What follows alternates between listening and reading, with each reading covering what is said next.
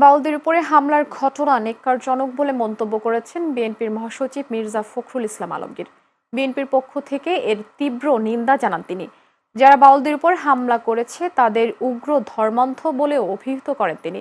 আজ ঠাকুরগাঁয়ে আওয়ামী লীগের সন্ত্রাসীদের পুড়িয়ে দেয়া জেলা বিএনপির দলীয় কার্যালয় সংস্কারের পর এর উদ্বোধন অনুষ্ঠানে তিনি কথা বলেন।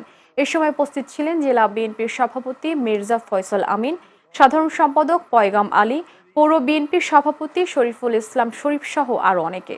আমি মনে করি বাউলদের উপর হামলা এটা একটা ন্যাক্কারজনক ঘটনা। আমরা এর তীব্র নিন্দা জানাই।